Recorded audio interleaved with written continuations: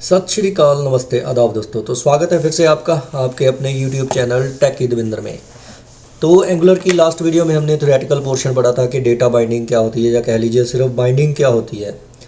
तो उसमें हमने देखा था कि कैसे सोर्स से हम व्यू, जो हमारी HTML फाइल होती है, या कह लीजिए टेम्पलेट, उसको डेटा हम सप्लाई करते हैं, या कहाँ से डेटा हम वापस भी सोर्स की ओर लेके आ सकते हैं। प्लस दोनों काम इकट्ठे भी किए जा सकते हैं।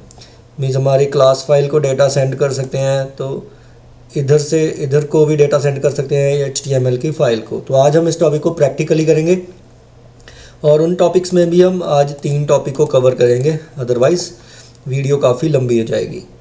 तो इंटरपोलेशन से शुरू करते हैं सबसे पहले। तो इंटरपोलेशन मैंने पहले भी करवाया था, बट आज हमें फिर से एक छोटे से रिकैप की ज़रूरत है। तो इंटरपोलेशन को हम कैसे यूज़ करेंगे, उसके लिए मैंने एक एग्जांपल सोची है कि मैं एक टेबल लूँगा।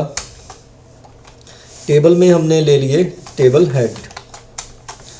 तो जो हमारी इंटरपोलेशन है उसमें एक्सप्रेशंस आ सकते हैं, और ऐसी प्रॉपर्टीज़ आ सकती हैं जो हमारी TS फाइल में हों, जो कंपोनेंट की मेन फाइल होती है। यहाँ पे हमारी क्लास होती है, तो इसमें हम लिखते हैं TR, हर एक हेडर में एक रो, और यहाँ पे मैं लिखूँगा TH इस टेबल हेडर।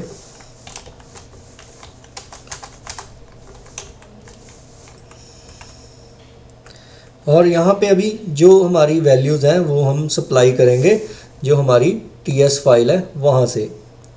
तो ऐसे करते हैं, हम अपनी TS फाइल में, क्लास वाली फाइल में आ गए हैं। तो यहाँ पे मैं लिखूँगा header 1 colon string equal to name. ऐसे ही मैं लेता हूँ header 2 colon string REG number. ऐसे ही मैं लिख लूँगा एक header 3 colon string is equal to course. तो ऐसे मैंने 3 हेडर ले लिए यहाँ पे।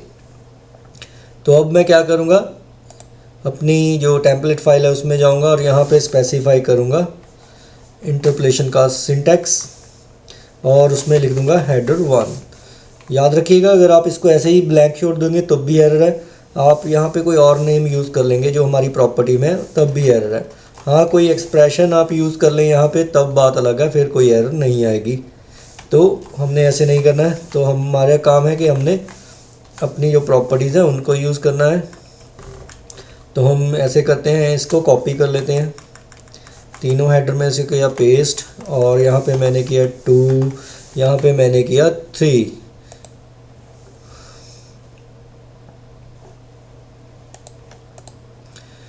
तो अब इसका आउटपुट देखते हैं। तो जैसे ही मैं आउटपुट पे आऊँगा तो यहाँ पे मुझे आउटपुट जो है देखने को मिल गया है। 3 हेडर क्रिएट हो गए हैं, जिनकी वैल्यू कहाँ से आ रही है, हमारे प्रॉपर्टीज़ से आ रही है। तो जी हाँ, ये प्रॉपर्टीज़ है। हम मान लेते हैं कि ये वेरिएबल है, बट एक्चुअल में यहाँ पे इसे प्रॉपर्टी ही कहा जाता है एंगुलर में। तो अब बारी आ गई भाई कि यहाँ पे अब जैसे आपको बताइए कि आप एक्सप्रेशंस भी यूज़ कर सकते हैं, बट हमारी रिक्वायरमेंट इतनी नहीं थी, तो हमने सिंपली स्ट्रिंग इंटरपोलेशन को यूज़ किया। अभी बारी आ गई प्रॉपर्टी बाइंडिंग की। तो प्रॉपर्टी बाइंडिंग को चलाने से पहले मैं क्या करता हूँ, यहाँ पे एक बॉडी क्रिएट करता हूँ टेबल की। T बॉडी लिखा यहाँ पे, और अब यहाँ पे लिखा टेबल रो। टेबल रो में लिखा यहाँ पे TD। तो TD में मैंने लिखा एक नेम। सो ये इक्विवेलेंट हो गया पहले हेडर के, दूसरी चीज़ और तीसरी चीज़। अब यहाँ पे मैं लिख देता हूँ वही रजिस्ट्रेशन नंबर, और यहाँ पे मैं लिख दूँगा कोर्स।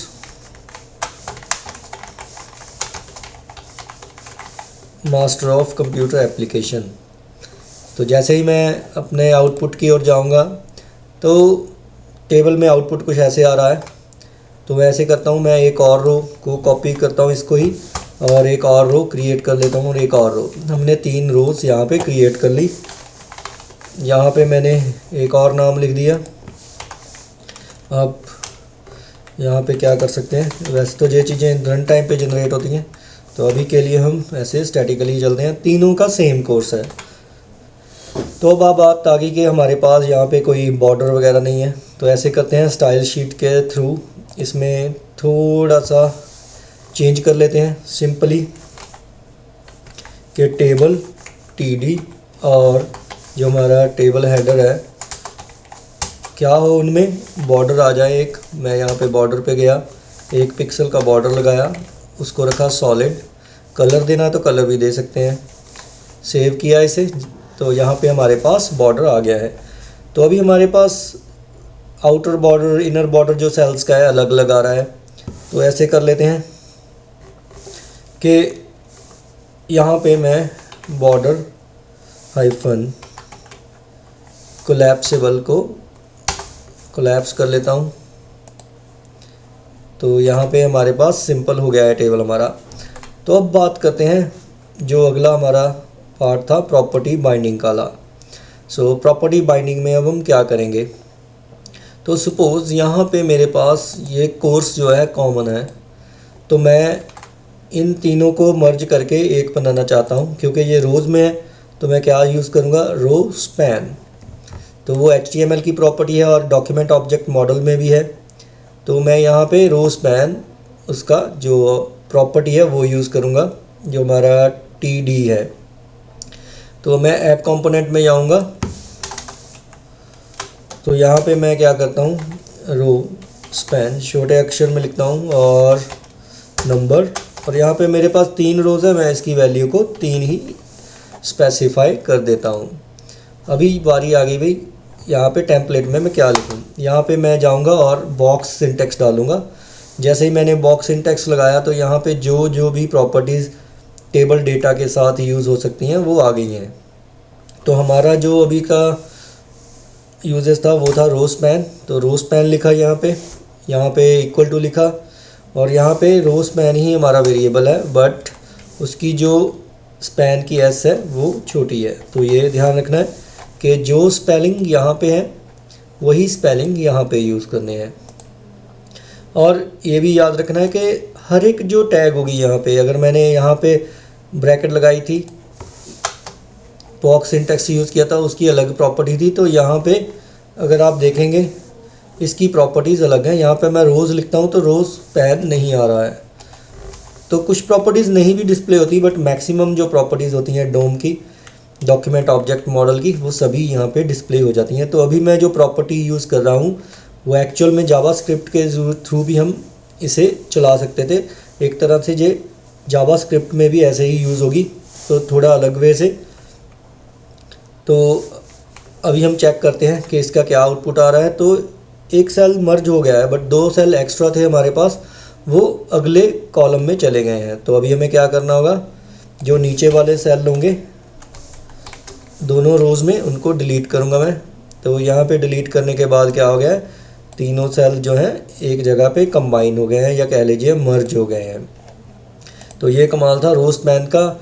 इसका फ़ायदा ये है कि हम रन टाइम पे जितनी भी रोज़ होंगी उनको काउंट करके यहाँ पे अगर दे देंगे तो हमारा जो रोज़ है वो सारी की सारी मर्ज होके एक हो जाएंगी। अगर सिम कोर्स हुआ तो हम कैसा भी लॉजिक ऐसे डेवलप कर सकते हैं। तो अब बात आ गई भाई, ये तो मैंने बता ही दिया है कि हर एक जो टैग है उसमें अगर बॉक्स सिंटेक्स यूज़ करते हैं तो डिफरेंट प्रॉपर्टीज़ ही हमेशा हमारे पास डिस्प्ले हो रही हैं। तो इस बात का ध्यान रखना है। तो अब बात आ गई हुई एट्रीब्यूट बाइंडिंग की। कुछ ये प्रॉपर्टी बाइंडिंग की तरह ही है। तो प्रॉपर्टी बाइंडिंग में एक्चुअल में हम यूज़ कर रहे थे जो प्रॉपर्टीज़ हमारे डॉक्यूमेंट ऑब्जेक्ट मॉडल की हैं। अगर हम डायरेक्ट एट्रीब्यूट्स की वैल्यूज़ को यूज़ करना चाहते हैं तो उनको भी यूज़ कर सकते हैं। जैसे अभी रोज़ पैन यहाँ पे ऐसे दिया है तो इसको भी यूज़ कर सकते हैं। अगर आप आरिया लेवल वगैरह तो वैसी प्रॉपर्टीज़ को यूज़ करना है तो वो भी स्पेसिफाई कर सकते हैं रन टाइम पे। तो अगर मैं चाहता हूँ तो मैं इसी के सिंटैक्स को थोड़ा चेंज कर सकता हूँ। तो सिंपली डिफरेंस क्या आएगा, यहाँ पे सिंटैक्स थोड़ा लंबा हो जाएगा, ATTR, फिर मैं लिखूँगा डॉट, यहाँ पे मैं स्पेलिंग छोटे ही रखूँगा, रो स्पेल लिखूँगा। तो अगर आप देखोगे तो आउटपुट में वैसे ही आउटपुट आ रही है जैसे पहले थी। मीन्स ये प्रॉपर्टी और जो पहले यूज़ की थी वो दोनों सेम है। और अगर आपको आरिया लेवल वगैरह यूज़ करना ही पड़ता है या और कोई प्रॉपर्टीज़ जो आरिया लेबल के साथ वाली हैं वो यूज़ करनी पड़ती हैं। तो आप क्या कर सकते हैं, सिंपली यहाँ पे कोई भी एक कंट्रोल वगैरह ले सकते हैं। सॉरी, टेबल में हम ले रहे हैं इसे, टेबल के बाहर जैसे मैंने बटन ले लिया, तो यहाँ पे मुझे बॉक्स सिंटेक्स यूज़ करना होगा, ATTR डॉट।